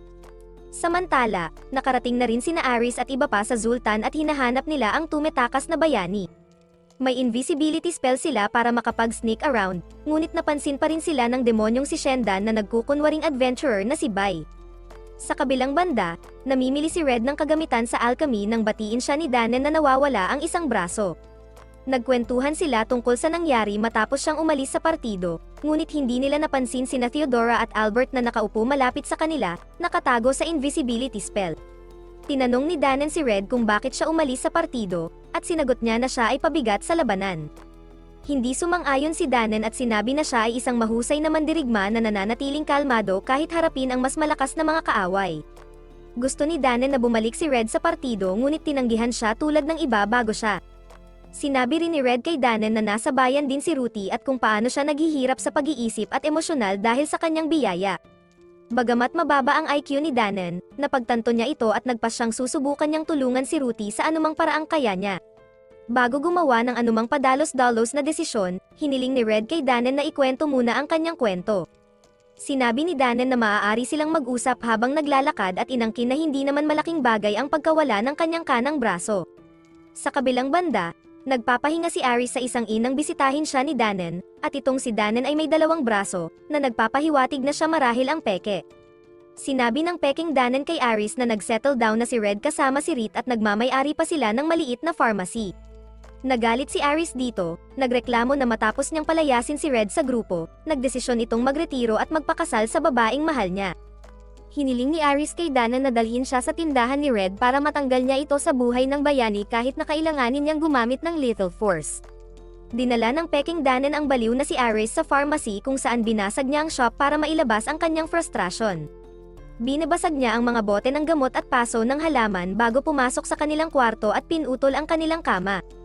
Hinayaan ng peking Danen si Aris na gawin ang gusto niya, sa katunayan ay nasisiyahan siya sa kanyang walang kwentang galit. Samantala, pabalik si Red at Danen sa tindahan niya nang sabihin ni Danen na buhay pa ang Demon General na si Shendan. Nakipaglaban sila kanina habang hinahanap niya si Red at kinagat ni Shendan ang kanyang braso at tinapon siya sa dagat. Ngayon, gumigala siya sa lugar na ito na nagkukunwaring isang human adventurer. Mahirap paniwalaan ni Red na nakaligtas ang demonyo matapos saksakin ni Ruti sa puso, ngunit sinabi ni Danen na isipin na lang ito mamaya. Biglang lumipad ang isang spirit dragon sa ibabaw nila at hindi nila napansin sina Aris at ang peking Danen na nakaupo dito. Naghinala sila sa dragon na lumilipad patungo sa Elven Ruins at nagpas siyang sundan ito. Tumakbo si Red ng mabilis at naabutan sina Rit at Tish. Sinabi niya sa kanila na paparating din si Danen at humingi ng paumanhin si Tish dahil nakilala niya si Danen kanina ngunit hindi sinabi sa kanya.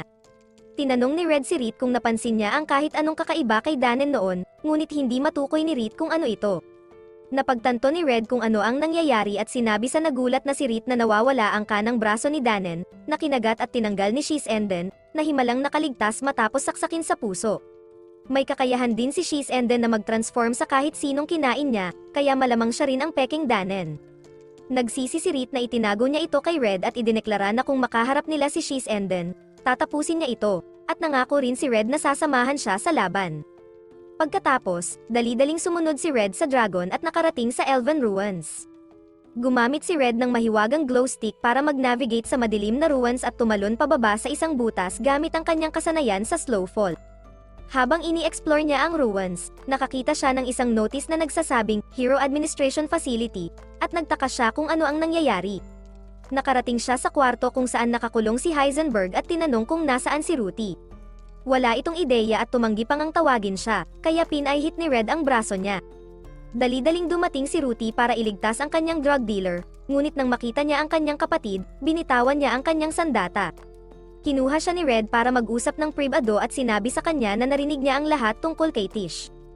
Hindi pinagalitan ni Red ang kanyang kapatid sa paggamit ng droga, sa halip, sinabi niyang gumagawa siya ng gamot na makakapigil sa impulses ng biyaya para sa kanya. Namangha si Ruti at tinanong kung bakit niya gagawin iyon gayong ginugol niya ang buong buhay niya sa pagprotekta sa mundo at pagtulong sa iba. Sumagot si Red na ang tanging nais niya ay protektahan siya at ang pagtulong sa iba ay kasama lamang doon. Sinabi niya na ayos lang para kay Ruti na piliin ang sarili niyang landas at kahit gusto niyang tumigil sa pagiging bayani, susuportahan siya ni Red. Hindi makapaniwala si Ruti bigla at humingi ng katiyakan, at muling sinabi ni Red na may karapatan siyang magdesisyon sa kanyang buhay. Naging emosyonal si Ruti at sumandal kay Red, nagpasalamat sa palaging pagiging nasa tabi niya. Hindi nagtagal, dumating din si Rit at Tish sa ruins at humingi ng paumanhin si Tish kay Ruti sa pagbubunyag sa kanya, ngunit napatawad na siya ni Ruti at nagpasalamat sa pagdadala ng kanyang kapatid doon. Gusto ni Red na kausapin si Heisenberg kung paano niya makukuha ang mga puso ng Axe Demons para makagawa ng gamot, ngunit bago iyon, sinabi ni Ruti sa kanya na ang bagong biyaya na ibinigay ng droga ay dahil sa natitirang mali siya ng Axe Demon. Gayunpaman, hindi ito nakakaapekto sa kanya sa ganoong paraan, at sa halip na ang biyaya ng Axe Demon, isang pangalan na biyaya ang lumalabas sa kanya. Ang bagong biyaya niya ay hindi nagbibigay sa kanya ng mga kasanayan o pagnanasa, at naguluhan si Red nang marinig ito. Kahit si Heisenberg ay hindi pa naririnig ang ganoong bagay, ngunit naniniwala siya na kung hindi magising ang biyaya ng Axe Demon, hindi magkakaroon ng mga mapanirang pag-atake si Ruti dahil sa droga. Nakahinga ng maluwag ang lahat dahil hindi mukhang masama ang sitwasyon, ngunit biglang nagbabala si Tish tungkol sa isang bagay na mabilis na papalapit sa kanila. Isang baha ng malalaking nakakatakot na mga mata ang dumating, at napagtanto ni Red na ito ay isang magic spell na nagbibigay sa caster ng lokasyon ng sinumang makakasalamuha ng mga mata.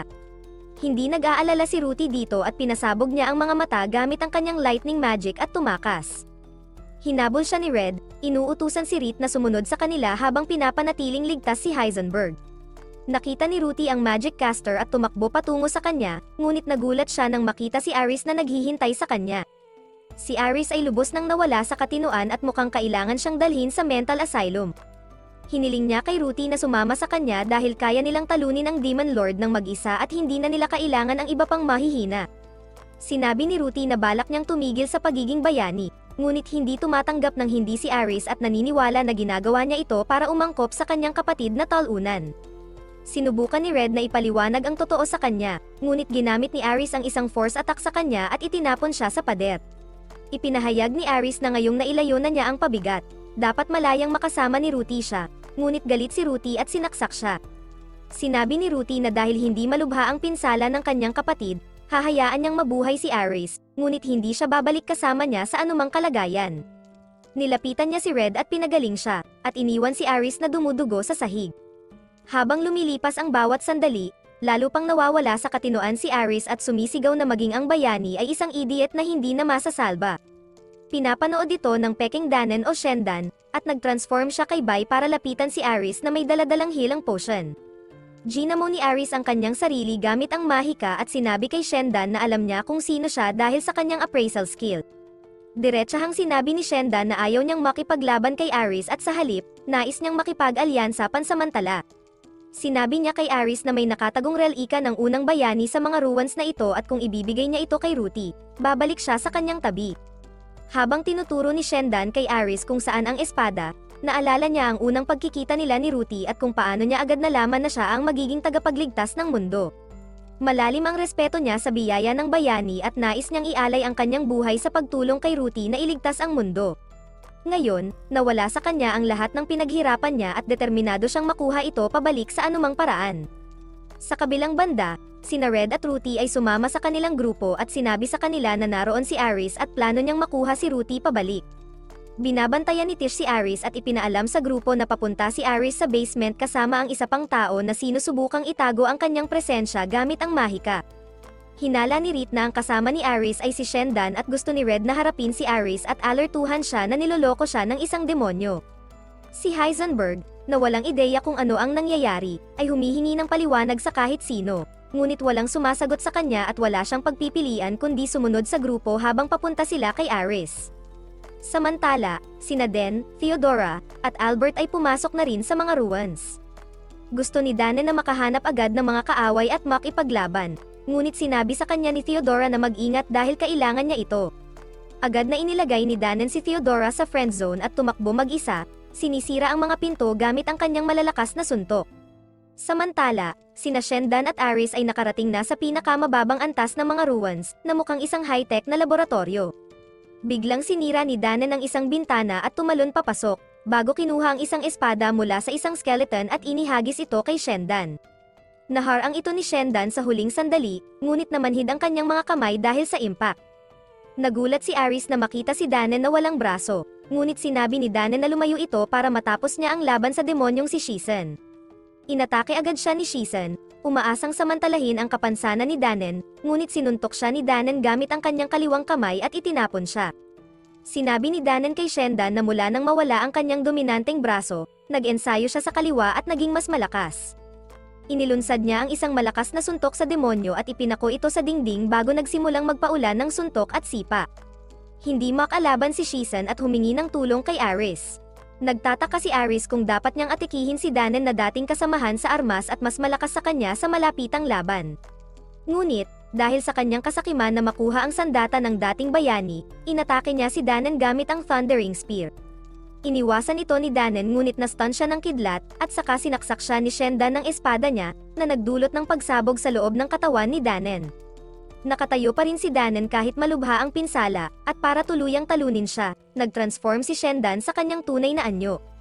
Inatake niya si Danen gamit ang kanyang Six Sword Technique, ngunit hinawi lahat ito ni Danen gamit lang ang kanyang kaliwang braso at sinira ang lahat ng espada isa-isa. Gayunpaman, may nakatagong espada si Shendan sa ilalim ng kanyang paa at sinaksak niya si Danen, na tinanggap ang kanyang pagkatalo at nawalan ng malay. Walang nararamdaman si Aris sa pagkatalo ng dating kasamahan dahil hindi ito ang unang pagkakataon na siya ay nagtaksil. Plano niyang i-ambush si Red noong dumaan sila sa Bewitching Woods dahil alam niyang malakas ito.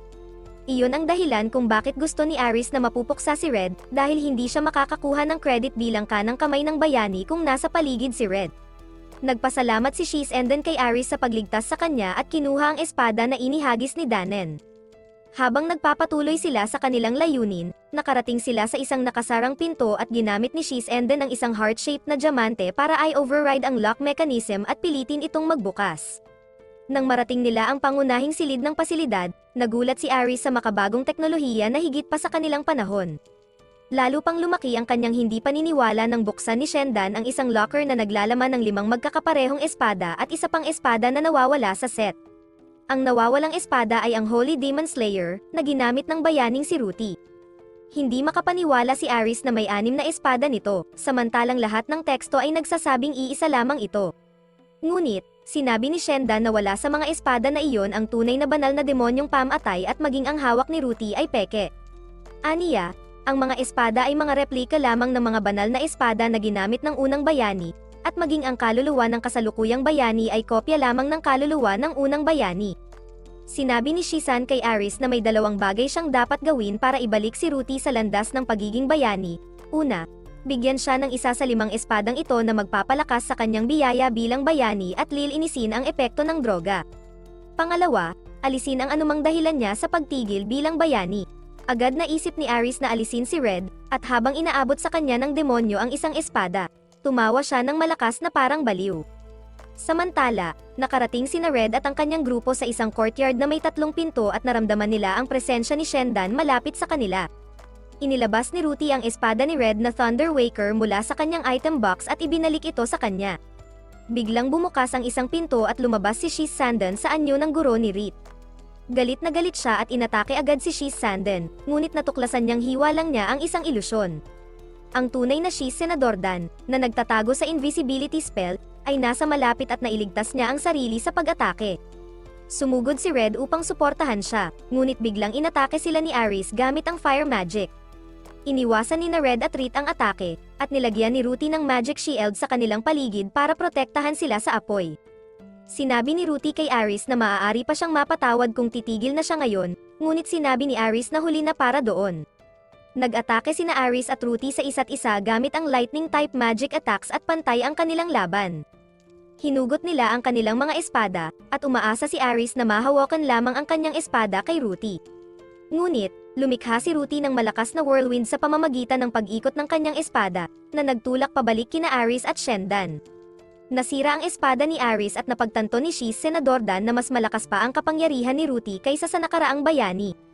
Biglang naramdaman ni Tish na may paparating mula sa lupa, at habang iniwasan ito ni Red at Rit, bumuka ang sahig at lumabas si Theodora na nakasakay sa isang dragon. Inatake niya si Rit nang walang babala at pinigilan siya gamit ang spiritual chains. Saka inatake ni Theodora si Ruti, na hinaharang ang kanyang atake at tinanong kung bakit niya ito ginagawa. Sumagot si Theodora na kailangan niyang tapusin ang bayani ngayon para mailigtas ang mundo. Sinabi ni Ruti na hindi niya kailanman ninais na maging bayani at napilitan lamang siya sa trabahong ito. Inatake ulit siya ni Theodora at bahagyang nang ibabaw kay Ruti, habang inaangkin na dahil sa pagpapabeya ni Ruti sa kanyang tungkulin, nagdurusa ang maraming tao at tatapusin niya ito para isilang ang bagong bayani. Sa kabilang banda, natapakan ng dragon ni Theodora si Rit at nahati ang atensyon ni Red sa pagitan ng pagliligtas sa kanyang kapatid at sa kanyang minamahal. Nakakawala si Rit mula sa kuko ng dragon at tinawag ang pansin ni Theodora. Sinabi niya na higit pa sa kanilang mga biyaya ang mga tao at hindi maasahan na si Ruti ay maging bayani lamang at wala ng iba. Sinabi ni Theodora na dapat mamuhay ang mga tao ayon sa kanilang mga biyaya dahil ito ang kagustuhan ng Diyos, ngunit sumagot si Rit na mali ang Diyos. Sumang-ayon din si Shiz Senador Dan sa kanya at idinagdag na hindi dahil may biyaya ng bayani ang isang tao ay karapat-dapat na siyang iligtas ang mundo. Napansin ni Red na aatakehin ng dragon si Rit at dali-dali siyang sumugod upang iligtas ito sa pamamagitan ng pagpatay sa dragon. Ngunit, sinamantala ni Aris ang pagkakataong ito at inihagis ang isang malaking metalikong kubo sa kanila, na nagtapon sa kanila sa isang sirang elevator at bumagsak sila. Nagpanik si Ruti nang makita niyang inatake ang kanyang kapatid at dali-daling sumugod upang harapin siya. Hamarang si Theodora sa kanyang daan, ngunit pinutol niya ito bago tumakbo papunta kay Shizan. Inatake siya nito at nabali ang kanyang banal na espada habang hinaharang ang suntok niya. Bumagsak ang lupa sa ilalim nila at nahulog din sila. Ngayon, nararamdaman ni Aris na isang hakbang na lang siya sa pagkamit ng kanyang layunin. Tumawa siya at sinabing ngayong patay na si Red at buhay siya, wala nang ibang pagpipilian si Ruti kundi sumama sa kanya. Napansin niya si Tish na nakatayo sa likuran niya at inatake siya ng mini tornado dahil gusto lang niya. Nahihirapang bumangon si Tish at idineklara na hindi maaaring ipagkatiwala sa isang baliw na tulad niya ang bayani. Pinag-usapan niya kung paano si Ruti ay isang ordinaryong babae lamang sa loob at paano niya protektahan ang kanyang kaibigan sa lahat ng gastos, ngunit saka siya bumagsak. Tumawa si Aris na parang baliw na kontrabida at ito ay ikinagalit ni Heisenberg. Naghagis siya ng smoke bomb at inatake si Aris dahil hindi niya namamalayan na siya ang masamang tao rito. Agad binaril ni Aris si Heisenberg, lumapit ang alagang gagamba ni Kiss upang ipagtanggol siya mula sa baliw na salamangkero, ngunit tinapakan lang ito ni Aris. Sa kabilang banda, malayang nahuhulog sina Red at Reed kasama ang elevator, ngunit hindi nila alam na nasa ibaba nila si Danen. Sa paanuman, nakabawi siya mula sa kanyang mga pinsala at nalaman na habang ang lahat ay nag-iisip ng komplikadong mga bagay, kailangan niyang gawin ang lahat upang iligtas ang kanyang mga kaibigan. Napansin niya ang elevator at gumamit ng isang malakas na martial arts technique upang lumikha ng bagyo na nagpabasag sa elevator at nag-angat kina Red at Reed. Lumabas sila sa sahig kung nasaan si Aris at nawala ang kanyang katinuan sa pagkabigo. Inatake niya sila ng giant lightning spear at sumugod si Red patungo sa kanya, habang binibigyan siya ni Reed ng magic buff. Tiniis ni Red ang kidlat ngunit si Reed ay tinamaan ng buong lakas nito. Kumpiyansa si Aris na kaya niyang tapusin si Red gamit ang kanyang sariling kamay. Ngunit nang subukan niyang gamitin ang kanyang spell, napagtanto niyang nakatali ang kanyang kamay ng seda ng gagamba. Natanto niyang wala siyang magagawa, at inatake siya ni Red, literal na tinanggal ang kanyang braso sa isang mabilis na hiwa bago siya tuluyang sinaktan. Sumigaw si Aris para humingi ng tulong, hiniling kay Shisanden na ibalik ang kanyang mga kamay upang magamit niya ang mahika, ngunit walang dumating upang tulungan siya. Sa kanyang huling sandali, napagtanto niya na kahit na sumumpa siyang maglingkod sa bayani, siya lamang ang nakasakit sa kanya at namatay siya na nagsisisi sa kanyang mga desisyon. Sa kabilang banda, si Ruti ay nasa basement at nahaharap kay Shisenden na nagdedeklara na siya ay isang banta sa kaayusan ng mundong ito at sumusumpang alisin siya. Binalot niya ang kanyang mga espada sa isang magic aura at inatake si Ruti, ngunit nakayanan niyang ipagtanggol ang kanyang sarili gamit lamang ang kanyang nabaling espada. Idineklara ni Ruti na gusto niyang mamuhay bilang isang normal na babae kasama ang kanyang kapatid, ngunit sinabi ni Shendan na kailangan niyang isakripisyo ang lahat upang maging bayani. Hindi pinapansin ni Ruti ang kanyang mga sinasabi at idineklarang siya ay puno ng galit ngayon. Napagtanto ni Shisan na siya ay puno ng kapangyarihan at hindi niya kayang labanan siya sa ngayon. Sinalakay siya ni Ruti at sinuntok siya ng buong lakas, at naging sanhi ito ng pagkabasag ng lahat ng espada ni Shiz Senador Dan at pagkatapon niya sa sobrang bilis. Sa kanya kinuha ang espada na nahulog ni Shendan kanina upang tapusin siya ng tuluyan. Habang pinupunit si Shendan sa mga piraso, naisip niya na nagtagumpay siya na magamit ng bayani ang espada at ito ay magpapalakas ng kanyang biyaya at magbibigay sa kanya ng buong kontrol. Nang tapusin ni Ruti si Shendan, bigla siyang naging isang malamig na makina ng pagpatay. Sa itaas na palapag, ginamo ni Red ang sugatang si Theodora, dahil itinuturing pa rin niya itong kaibigan kahit na inatake sila nito kanina. Lumabas si Ruti pagkatapos ng kanyang laban at mukhang malungkot. Lumapit si Red sa kanya, ngunit napagtanto niyang may mali. Ngunit huli na para doon, at inatake siya ni Ruti, ngunit pumagit na si Tish at tinanggap ang suntok sa kanyang katawan. Sinabi ni Tish sa bayani na hindi niya dapat saktan ang kanyang mahal na kapatid, at pagkatapos ay nawala ng malay. Nagulat si Red at napagtanto niyang wala sa kontrol ang kanyang kapatid. Sinabi ni Red kay Reed at Heisenberg na alagaan si Tish habang nililin lang niya si Ruti. Sinundan siya ni Ruti habang lumalayo siya at muling inatake. Hinaharang ni Red ang kanyang mga suntok at sinubukang gisingin siya, ngunit hindi siya tumugon at patuloy lang sa pagtulak pabalik kay Red. Nabasag ang espada ni Red at iniwan niya ito, saka hinugot ang kanyang bronze na espada. Muling sumugod si Ruti at ginamit ni Red ang kanyang bronze na espada para marang ang kanyang atake at mabitag ang espada ni Ruti. Pinahit ni Red ang kamay ni Ruti para ma-disarm siya, at sa wakas ay nagising si Ruti mula sa kanyang trance. Nagsimulang umiyak si Ruti nang marealize niya ang kanyang nagawa at yamakap kay Red, at inalo siya nito.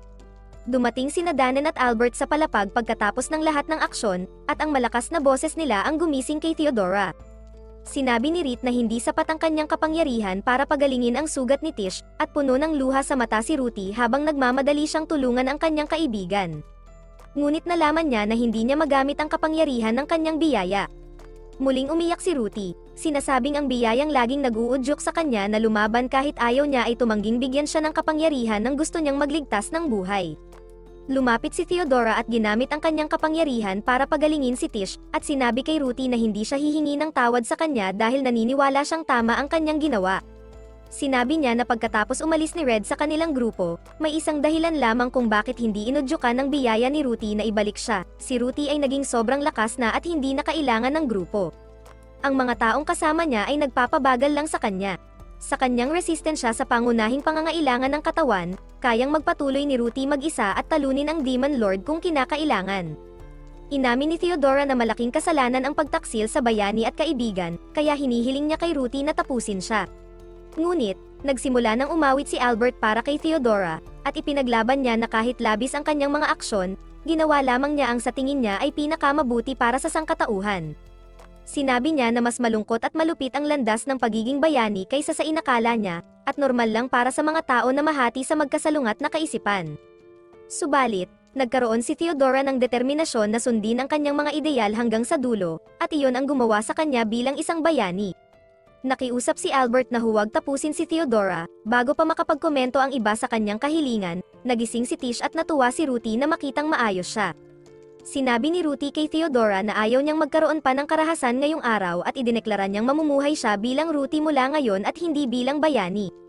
Inangkin ni Ruthie na palagi niyang naisip na si Theodora ang mas karapat-dapat tawaging bayani dahil matagal na itong lumalaban para iligtas ang mundo bago pa siya. Sumang-ayon si Red, sinasabing hindi lamang lakas ang nagbibigay kahulugan sa isang bayani, kundi ang pagnanais na iligtas ang mundo. Natuwa si Theodora sa narinig at nagpas siyang maglakbay upang talunin ang Demon Lord kasama ang mga kasamahan na may parehong pananaw, imbes na pilitin ang trabaho sa isang taong ayaw.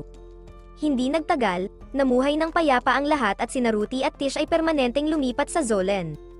Isang araw, bumisita sila sa tindahan ni Red at nagsimulang umulan ng nyebe. Hindi na protektado ni Ruthie ng kanyang biyaya at naramdaman niya kung ano ang pakiramdam ng malamig na panahon. Sinabi ni Reed sa kanya na pumasok sa loob dahil baka sipunin siya, at sumagot si Ruthie na hindi pa siya nagkasipon kaya sabik siyang maranasan ang kanyang unang sipon. Agad siyang nagsimulang bumahing at binalot siya ni Red ng kanyang coat habang pinapasok siya.